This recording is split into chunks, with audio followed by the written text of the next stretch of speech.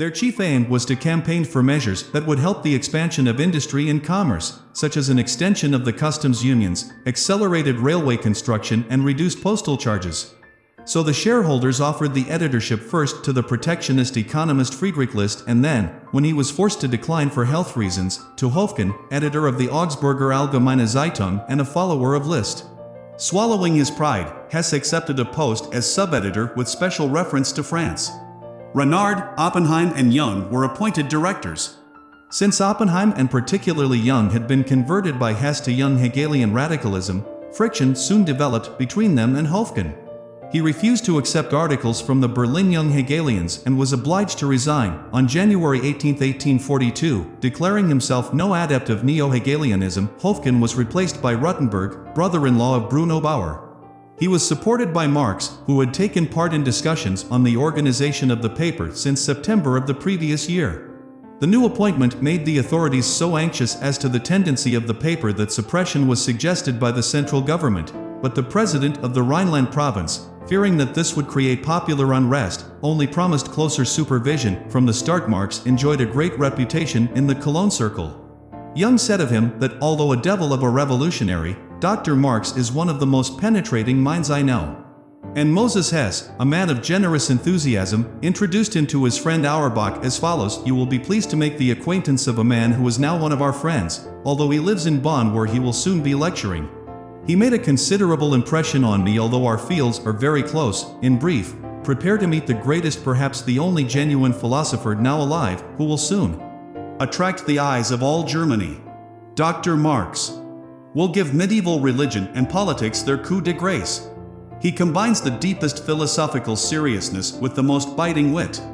Imagine Rousseau, Voltaire, Holbeck, Lessing, Heine, and Hegel fused into one person. I say fused, not juxtaposed, and you have Dr. Marx." Marx had already been asked in January by Bauer why he did not write for the Rheinische Zeitung, and in March, pressed by Young, he began to transfer his major effort from Rouge's journal to that newspaper.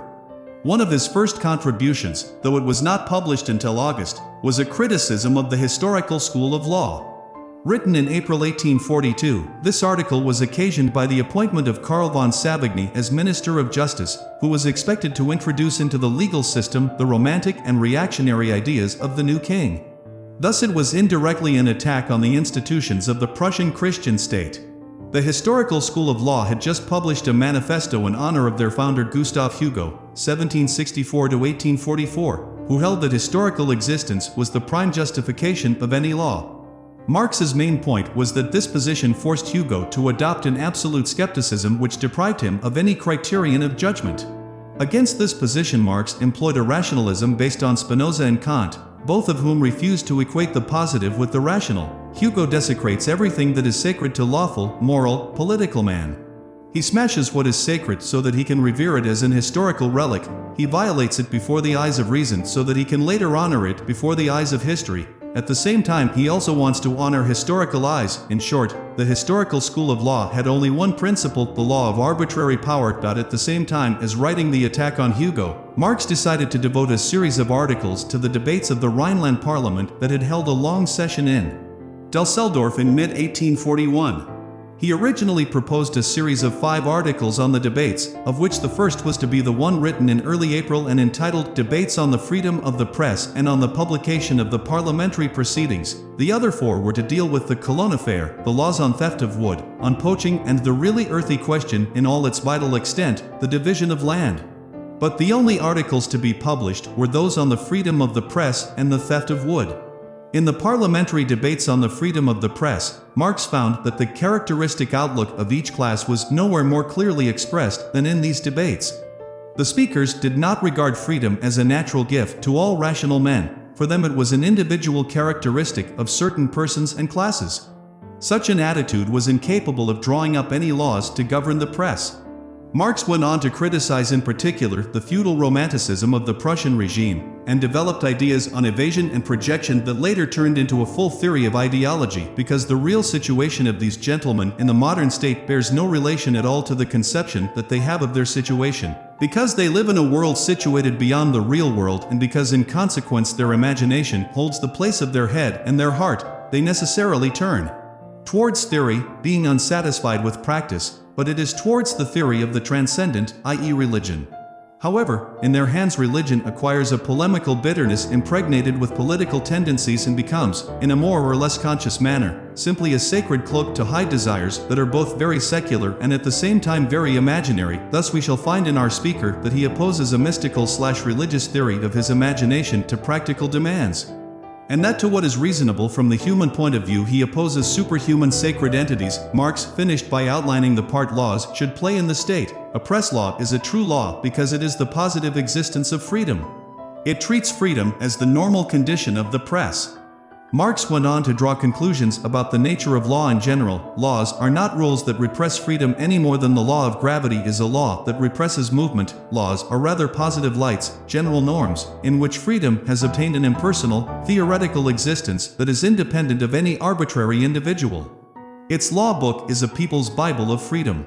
In this case it was nonsense to speak of preventive laws, for true laws could not prevent the activities of man, but were the inner, vital laws of human activity, the conscious mirror of human life.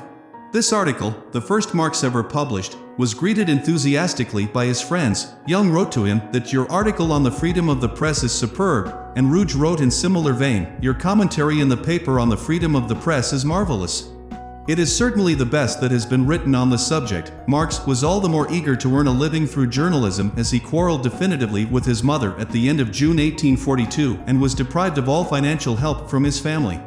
For 6 weeks, he wrote, I had to stay in Trier because of a new death and the rest of the time was wasted and upset through the most disagreeable of family controversies. My family has put difficulties in my way which, despite their own prosperity, subject me to the most straitened circumstances. This quarrel was so violent that Marx left the family house in the Simonstrasse and put up in a nearby guest house. He remained in Trier until the wedding of his sister Sophie and in mid-July left for Bonn where he could devote himself uninterruptedly to journalism. In spite of the tense atmosphere in Trier, Marx had found time while there to compose another major contribution to the Rheinische Zeitung. By June 1842 the paper's radical tone provoked its large rival, the Kölnische Zeitung, into launching an attack on its dissemination of philosophical and religious views by means of newspapers, and claiming in a leading article that religious decadence involved political decadence.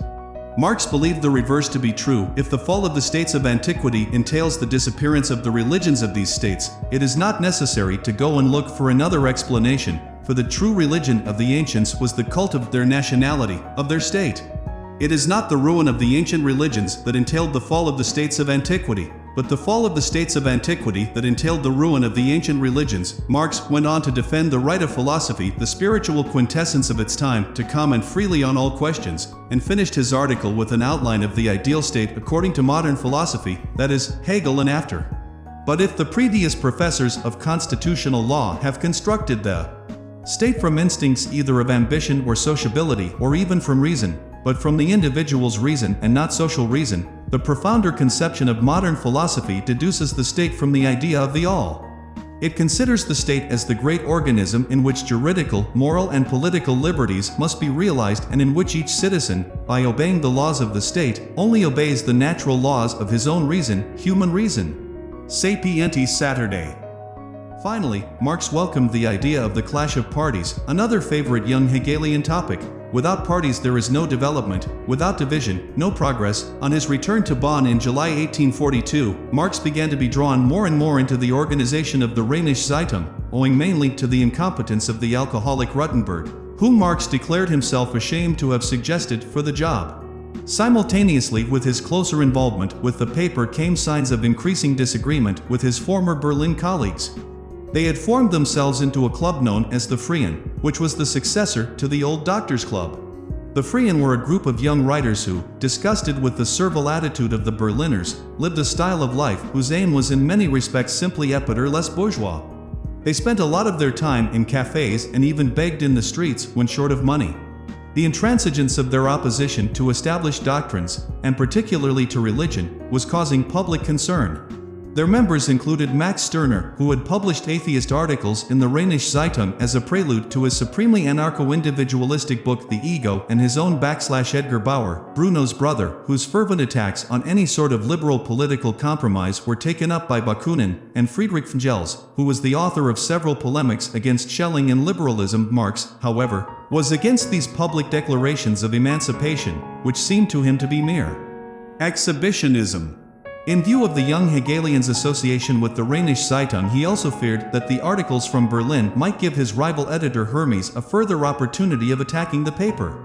Marx was writing for a business paper in the Rhineland where industry was relatively developed, whereas the Freien were philosophizing in Berlin where there was little industry and the atmosphere was dominated by the government bureaucracy. He was therefore in favor of supporting the bourgeoisie in the struggle for liberal reform, and was against indiscriminate criticism.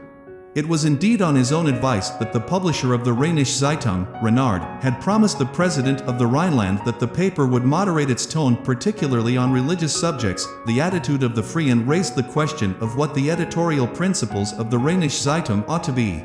Accordingly, at the end of August, Marx wrote to Oppenheim, whose voice was decisive in determining policy, virtually spelling out his own proposals for the paper, should the editorship be entrusted to him. He wrote, "If you agree, send me the article, by Edgar Bauer, on the just milieu, so that I can review it. This question must be discussed dispassionately. General and theoretical considerations on the constitution of the state are more suitable for learned reviews than for newspapers. The true theory must be expanded and developed in relation to concrete facts and the existing state of affairs. Therefore, striking an attitude against the present pillars of the state could only result in a tightening of the censorship and even in the suppression of the paper. In any case, we are annoying a large number, perhaps even the majority, of liberals engaged in political activity who have assumed the thankless and painful task of conquering liberty step by step within limits imposed by the Constitution, while we, comfortably ensconced in abstract theory, point out to them their contradictions. It is true that the author of the articles on the just milieu invites us to criticize, but we all know how the government replies to such provocations, and, too, it is not sufficient to undertake a critique. The true question is to know whether one has chosen an appropriate field. Newspapers only lend themselves to discussion of these questions when they have become questions that closely concern the state practical questions. I consider it absolutely indispensable that the Rheinische Zeitung should not be directed by its contributors, but on the contrary, that it should direct them. Articles like these afford an excellent opportunity of showing the contributors the line of action to follow. An isolated writer cannot, like a newspaper, have a synoptic view of the situation. In mid-October, as a result of this letter, Marx, who had already effectively been running the paper for some months, was made editor-in-chief. Under Marx's editorship, the circulation of the paper more than doubled in the first months. His personality was so predominant that the censorship official could call the organization of the paper simply a dictatorship of Marx. In the last months of 1842, the Rheinische Zeitung began to acquire a national reputation. Robert Prutz, himself a contributor and later a prominent liberal politician, subsequently wrote of the paper, all the young, fresh, free-thinking or, as the friends of the government complained, revolutionary talent that Prussia and Germany possessed took refuge here. Fighting with a great variety of weapons, now earnest, now mocking, now learned, now popular, today in prose, tomorrow in verse, they formed a phalanx against which the censorship and police struggled in vain. And the editor appears to have been no less impressive than the paper. Meissen left the following vivid description of Marx at this time. Karl Marx from Trier was a powerful man of 24 whose thick black hair sprung from his cheeks, arms, nose and ears. He was domineering, impetuous, passionate, full of boundless self-confidence, but at the same time deeply earnest and learned, a restless dialectician who with his restless Jewish penetration pushed every proposition of young Hegelian doctrine to its final conclusion and was already then, by his concentrated study of economics, preparing his conversion to communism. Under Marx's leadership, the young newspaper soon began to speak very recklessly.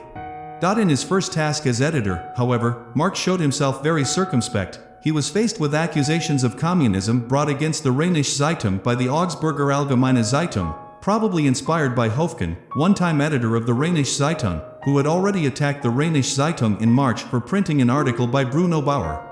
The basis for the accusation was that in September the Rheinische Zeitung had reviewed 2 articles on housing and communist forms of government, and that in October it had reported a conference at Strasbourg where followers of Fourier had put forward their ideas. All these items had been written by Hess.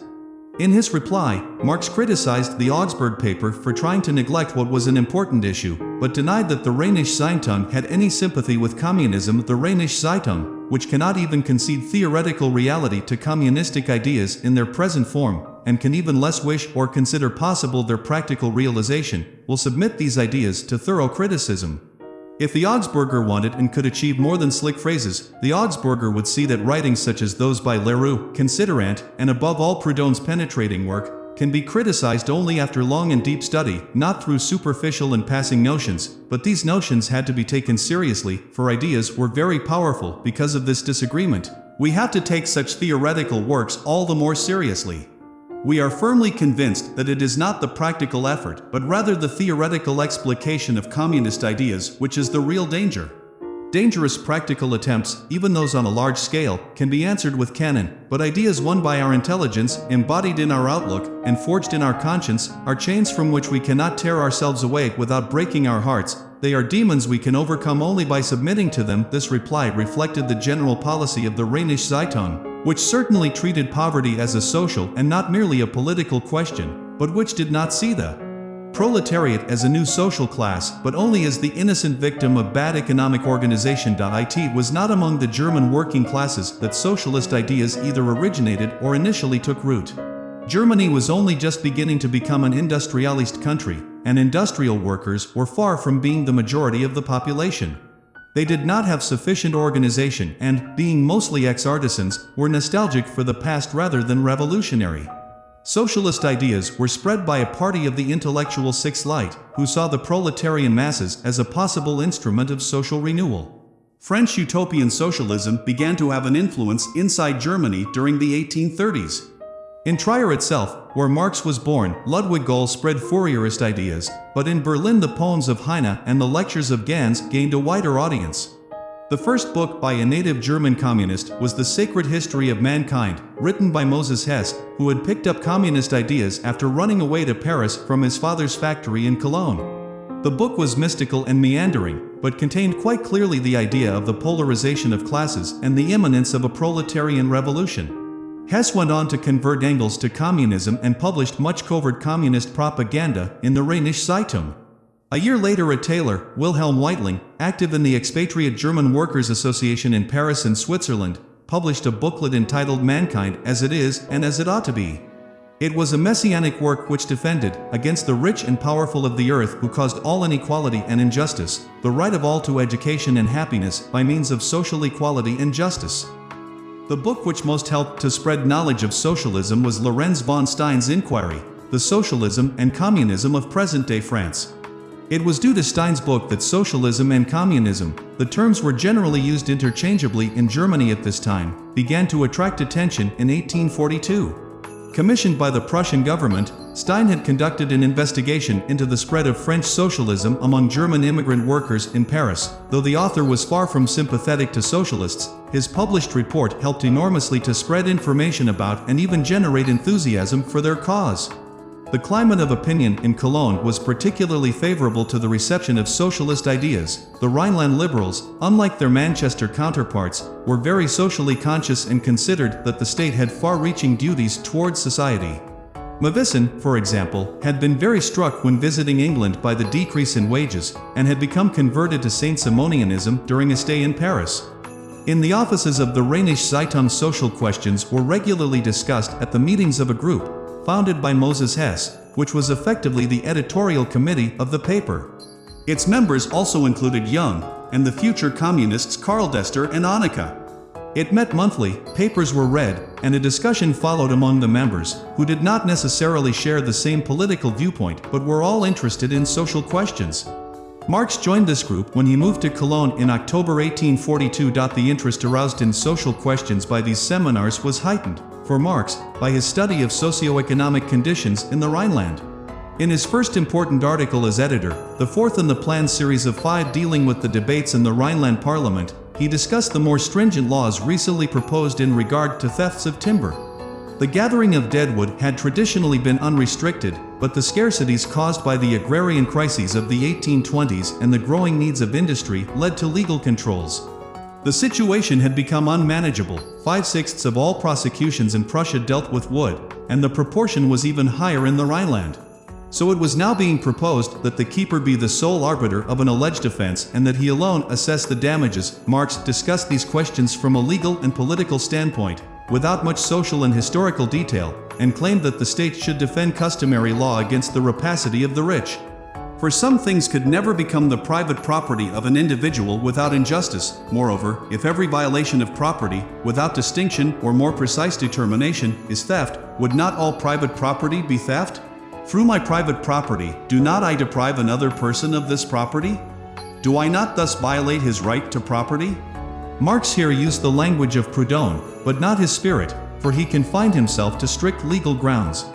Men's social relationships would become fetish as dead things that maintained a secret domination over living men. The natural relationships of domination and possession were reversed, and man was determined by timber, because timber was a commodity that was merely an objectified expression of socio-political relationships. Marx maintained that this dehumanization was a direct consequence of the advice given by the Preußische Staatszeitung to lawgivers, that, when making a law about wood and timber, they are to think only of wood and timber, and are not to try to solve each material problem in a political way, that is, in connection with the whole complex of civic reasoning and civic morality. Marx concluded his article by comparing an independent observer's impression that wood was the Rhinelanders' fetish with the belief of the Cuban savages that gold was the fetish of the Spaniards. This article illustrated Marx's growing interest in socio-economic realities. It stuck in his mind as a turning point in his intellectual evolution. As he himself wrote later, in the year 1842-3, as editor of the Rheinische Zeitung, I experienced for the first time the embarrassment of having to take part in discussions on so-called material interests. The proceedings of the Rhineland Parliament on thefts of wood, and so on, provided the first occasion for occupying myself with the economic questions. Engels, too, said later that he had always heard from Marx that it was precisely through concentrating on the law of thefts of wood and the situation of the Mosel wine growers that he was led from pure politics to economic relationships and so to socialism. The Rheinische Zeitung's growing success, together with its criticism of the Rhineland Parliament, so annoyed the government that the president of the province wrote in November to the Minister of the Interior that he intended to prosecute the author of the article on theft of wood. Relations had already been strained by the publication in the Rheinische Zeitung in October of a secret government project to reform the divorce law, the first of Frederick William Ivy's measures to Christianize the law. The paper followed up this exposure with 3 critical articles, the third of which, in mid-December, was by Marx. He agreed that the present law was too individualistic and did not take into account the ethical substance of marriage in family and children. The law still thinks only of 2 individuals and forgets the family. But he could not welcome the new proposals for a treated marriage not as an ethical, but as a religious institution, and thus did not recognize its secular nature. By the end of November, the break between Marx and his former Berlin colleagues was complete.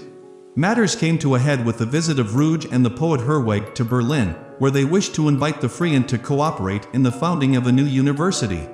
Ruge, who was always a bit of a Puritan, and Herweg were revolted by the licentiousness and extravagant ideas of the Freien. According to Ruge, Bruno Bauer, for example, pretended to make me swallow the most grotesque things, e.g. that the state and religion must be suppressed in theory, and also property and family, without bothering to know what would replace them, the essential thing being to destroy everything. On November 25, Marx made his position clear to everyone by publishing a report from Berlin whose essential points were taken from a letter sent by Herweg to the Rheinische Zeitung. The break proved final, and Marx justified his action as follows in a letter sent a few days later to Ruge: "You know that every day the censorship mutilates our paper so much that it has difficulty in appearing. This has obliged me to suppress quantities of articles by the Freien. I allowed myself to annul as many as the censor. Mayen and Company sent us heaps of scrawls pregnant with world revolutions and empty of thought, written in a slovenly style and flavored with some atheism and communism, which these gentlemen have never studied. I declared that I considered the smuggling of communist and socialist ideas into casual theater reviews was unsuitable, indeed immoral, and a very different and more fundamental treatment of communism was required if it was going to be discussed at all. I then asked that religion be criticized more through a criticism of the political situation than that the political situation be criticized through religion. For this approach is more suited to the manner of a newspaper and the education of the public, because religion has no content of its own and lies not from heaven but from earth, and falls of itself with the dissolution of the inverted reality whose theory it is. The furor caused by the publication of the draft law on divorce had increased governmental pressure on the Rheinische Zeitung, and Marx found that more and more of his time was taken up in dealing with censorship officials. The Rheinische Zeitung /Rot Engels managed almost always to get through the most important articles. We first of all fed smaller fodder to the censor until he either gave up his of own accord or was forced to do so by the threat. In that case the paper will not appear tomorrow. Until December 1842 the censorship was exercised by an official so crass that he was said to have censored an advertisement for a translation of Dante's Divine Comedy saying that divine things were no fit subject for comedy. He was frequently not astute enough to note what it was important to censor and, on being reprimanded by his superiors for his negligence, was wont to approach his daily task with the words, "Now my livelihood is at stake. Now I'll cut at everything." Bios related a story told him by Marx about the same official. He had been invited, with his wife and nubile daughter, to a grand ball given by the president of the province. Before leaving he had to finish work on the censorship. But on precisely this evening the proofs did not arrive. The bewildered censor went in his carriage to Marx's lodging, which was quite a distance. It was almost 11 o'clock. After much bell ringing, Marx stuck his head out of a third-story window. "The proofs," bellowed the censor. "Aren't any," Marx yelled down. "But we're not publishing tomorrow." Thereupon Marx shut the window. The censor, thus fooled, was at a loss for words. But he was much more polite thereafter. In January 1843, Marx published a piece of research on poverty that was to be his last substantial contribution to the Rheinische Zeitung. The Mosel wine farmers had suffered greatly from competition after the establishment of the Zollverein. Already the subject of considerable public outcry, their impoverishment prompted a report in November 1842 from a Rheinische Zeitung correspondent whose accuracy was at once questioned by von Schaper, the president of the Rhineland province. Judging the correspondent's reply unsatisfactory, Marx prepared to substantiate the report himself. He planned a series of 5 articles. In the event, only 3 were written and only 2 were published before the Rheinische Zeitung was banned. Comprising a mass of detail to justify his correspondent's assertions, the 2 published articles were largely instrumental, in Marx's view, in the suppression of the paper. The conditions in the Mosel Valley were due to objectively determined relationships. In the investigation of political conditions, one is too easily tempted to overlook the objective nature of the relationships and to explain everything from the will of the person acting. There are relationships, however, which determine the actions of private persons as well as those of individual authorities, and which are as independent as are the movements in breathing. Taking this objective standpoint from the outset, one will not presuppose an exclusively good or bad will on either side. Rather, one will observe relationships in which only persons appear to act at first.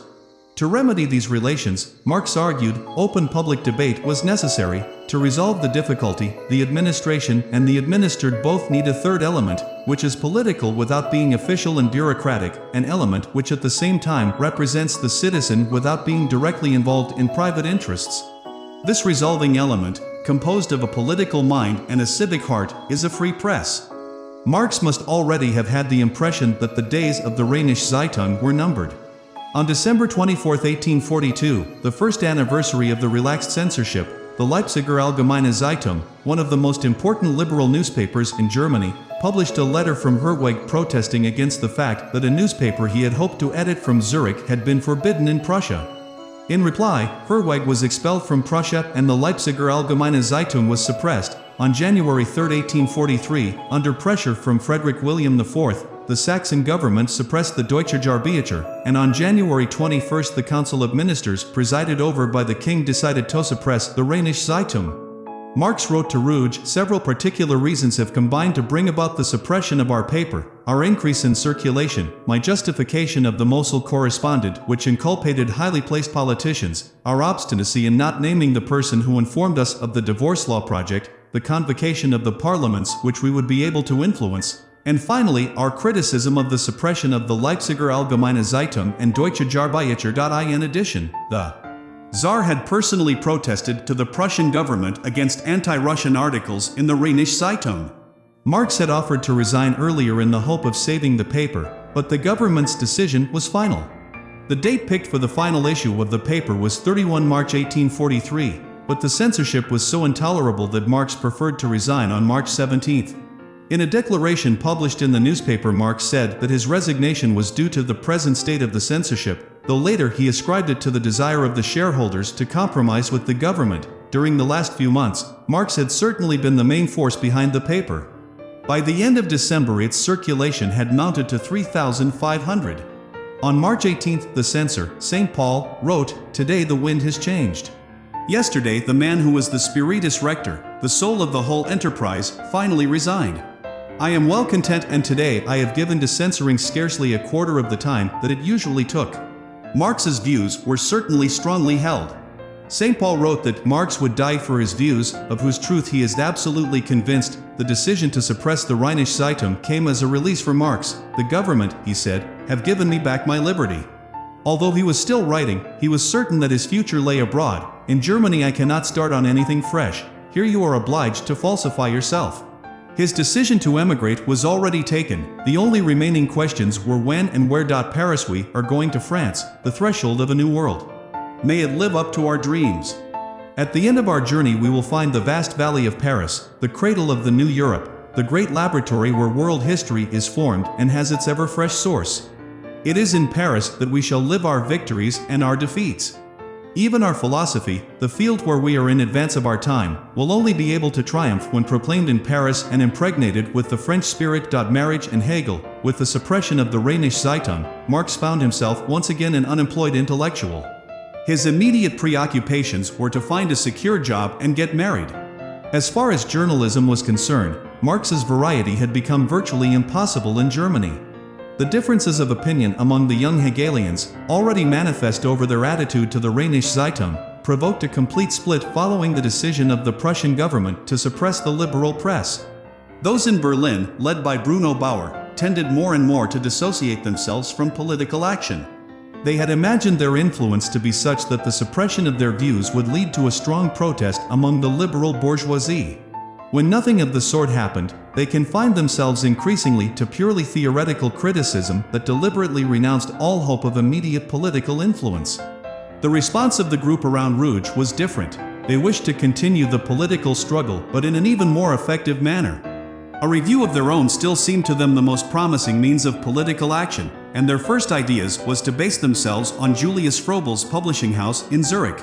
Froebel was a professor of mineralogy at Zurich who had started his business at the end of 1841 in order to publish the radical poems of George Herwegh. He also published a review, edited by Herwegh, which looked for a moment like a successor to the Deutsche Jahrbücher. With Herwegh's expulsion from Zurich in March 1843, an obvious gap was waiting to be filled. Rouge was all the more attracted to Zurich as it was, together with Paris, the main center of German expatriates. Given that these exiles comprised both intellectuals and workers, it was sensible that any new review should combine the theory of the Deutsche Jahrbücher with the more immediately political ideas of the Rheinische Zeitung. Rouge had a great admiration for Marx and wrote to his brother, Ludwig, "Marx has great intelligence. He is very worried about his future and particularly his immediate future. So in continuing with the Jahrbücher, it is quite natural to ask for his assistance." So when Rouge proposed in January 1843 that he and Marx be co-editors, Marx accepted with enthusiasm. Naturally, Marx's conception of the review was conditioned by his estimate of Germany's political future, which he regarded as revolutionary. In March 1843 he wrote, "You could probably let a shipload of fools sail before the wind for a good while, but it would run into its fate just because the fools did not believe in it. This fate is the revolution which stands before us." In a letter to Rouge, written 2 months later for publication in the forthcoming review, Marx took him to task for his pessimistic view of Germany's future. "It is true," he wrote, "that the old world is in the possession of the Philistine, but we should not treat him as a scarecrow and turn back frightened. Let the dead bury and mourn their dead. In contrast, it is enviable to be the first to go alive into the new life, and this shall be our lot." After a lengthy analysis of the Philistine nature of contemporary Germany, Marx declared that it is only its own desperate situation that fills me with hope. He was already beginning to envisage the possibility of revolution as consisting in an alliance of thinkers and sufferers. The system of profit and commerce, of property and human exploitation, leads much more quickly than an increase of population to a rift inside contemporary society that the old society is incapable of healing, because it never heals or creates, but only exists and enjoys. The existence of a suffering humanity which thinks and a thinking humanity which is oppressed must of necessity be disagreeable and unacceptable for the animal world of Philistines who neither act nor think but merely enjoy. On our side, the old world must be brought right out into the light of day and the new one given a positive form. The longer that events allow thinking humanity time to recollect itself and suffering humanity time to assemble itself, the more perfect will be the birth of the product that the present carries in its womb. In view of his revolutionary optimism, Marx was definitely against simply continuing the Deutsche Jahrbücher. Even if the Jahrbücher were once again permitted, all we could achieve would be a pale imitation of the extinct review, and that is no longer sufficient. Ruge had at first thought in terms of a series of pamphlets, but Marx was strongly in favor of a monthly as a more effective means of propaganda. So he and Ruge decided to give practical expression to the idea of Franco-German cooperation that had been suggested by most of the young Hegelians at some time or other during the previous 2 years. The influence of French thought had made the radicals very internationally minded, in contrast to the liberals whom the crises of the 1840s forced into a narrow nationalism. Hess and Weitling had both learned their socialism in France, and Feuerbach had forcefully expressed the idea that the new philosophy, if it wished to be at all effective, would have to combine a German head with a French heart. Marx was extremely enthusiastic at the prospect, Franco-German annals, that would be a principle, an event of importance, an undertaking that fills one with enthusiasm. Froebel agreed to publish a review of this character, and preparations began. In May, Marx and Froebel went to visit Ruge in Dresden. Ruge agreed to put up 6,000 thalers, Froebel 3,000, and the three of them decided on Strasbourg as the place of publication. Marx's immediate future was now guaranteed. As co-editor of the review, he had a salary of 550 thalers, and earned a further 250 or so from royalties. The way was now at last open for marriage. He had written to Ruge in March, "As soon as we have signed the contract, I will go to Kreuznach and get married. Without romanticizing, I can tell you that I am head over heels in love, and it is as serious as can be.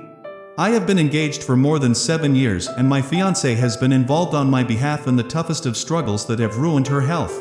These have been in part against her pietist and aristocratic relations, for whom the Lord in heaven and the Lord in Berlin are the objects of an equal veneration, and in part against my own family, where certain radicals and other sworn enemies have insinuated themselves. For years, my fiancé and I have been fighting more useless and exhausting battles than many other persons 3 times our age who are forever talking of their experience, a word particularly dear to our partisans of the just milieu. The difficulties with Jenny's family had been increased by the arrival of her stepbrother Ferdinand, a career civil servant and later Prussian Minister of the Interior, who in 1838 had been appointed to an important post in Trier. It was possibly to avoid his influence that Jenny moved with her mother, probably as early as July 1842, to the spa of Kreuznach, about 50 miles east of Trier. Marx paid a visit to her there in March to make plans for the marriage. As soon as he left, Jenny wrote to him, "I think that you have never been as dear, as sweet, as charming. Every time we parted before I was certainly enraptured with you, and would have had you back to tell you once more how dear, how completely dear you are to me. But this last time you left triumphant, I did not know how dear you were to me in my deepest heart until I no longer saw you in the flesh. I have only the one faithful portrait of you standing so full of life before my soul in all its angelic mildness and goodness, heightened love and spiritual luster. If you were back here again, my dear little Karl, what a capacity for happiness you would find in your brave little girl, and even if you showed a still worse tendency and even nastier intentions, I would still not take reactionary measures. I would patiently lay down my head, sacrificing it to my naughty boy. Do you still remember our twilight conversation, our beckoning games, our hours of slumber?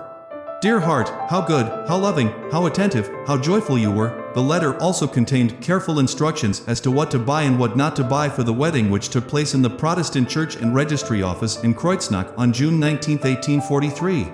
The official registration described the couple as Herr Karl Marx, Doctor of Philosophy, residing in Cologne, and Fräulein Johanna Bertha Julie Jenny von Westphalen, no occupation, residing in Kreuznach. From the two families, only Jenny's mother and brother Edgar were present, the witnesses being acquaintances from Kreuznach. Marx and Jenny left immediately for a honeymoon of several weeks. They first went to Switzerland to see the Rhine Falls near Schaffhausen, and then traveling through the province of Baden, they took their time on the journey back to Kreuznach. Jenny later told a story that illustrated how extraordinarily irresponsible they both were, and continued to be, in their attitude to money. Jenny's mother had given them some money for the honeymoon, and they took it with them, in a chest. They had it with them in the coach during their journey and took it into the different hotels. When they had visits from needy friends, they left it open on the table in their room and anyone could take as much as he pleased.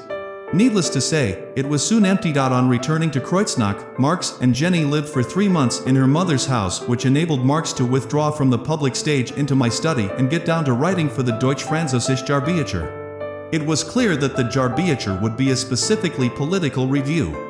Although Marx had dealt with political subjects in his articles for the Rheinische Zeitung, his approach, as was normal in polemical articles, had been very eclectic, with lines of argument drawn from Spinoza, Kant, and Hegel.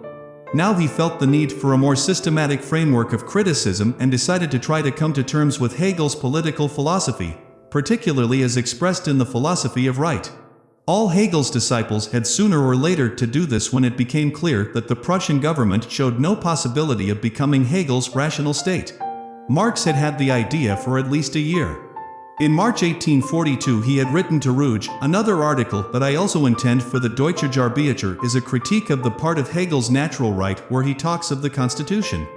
The essential part of it is the critique of constitutional monarchy, a bastard, contradictory, and unjustifiable institution."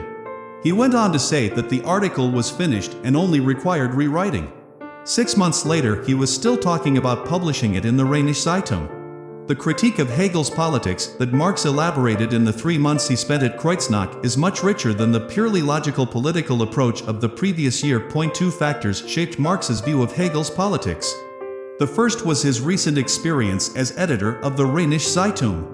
Many years later, in the preface to his critique of political economy, Marx wrote, "The first work which I undertook for the solution of the doubts which assailed me was a critical review of the Hegelian philosophy of law." My investigation led to the conclusion, firstly, that legal relations as well as forms of state are to be understood neither in themselves nor from the so-called general development of the human mind, but rather have their roots in the material conditions of life, the sum total of which Hegel, following the example of the Englishmen and Frenchmen of the 18th century, combines under the name of civil society. But secondly, that the anatomy of civil society is to be sought in political economy. Although this account is too simplified, his experience with the Rheinische Zeitung and the rejection of liberal politics by Heine and the socialists, including Hess, enabled his critique of Hegel to take socio-economic factors into account to a much greater extent. The second factor was the impression made on Marx by his reading of Feuerbach's preliminary theses for the reform of philosophy. Marx had already read Feuerbach when composing his doctoral thesis, but Feuerbach's magnum opus, The Essence of Christianity, which claimed that religious beliefs were merely projections of alienated human desires and capacities, had not made as great an impression on him as it had on Ruge. But the theses had an immediate and important influence on Marx. They had been published in Switzerland in February 1843 in a collection of essays that had been censored from Ruge's Deutsche Jahrbucher.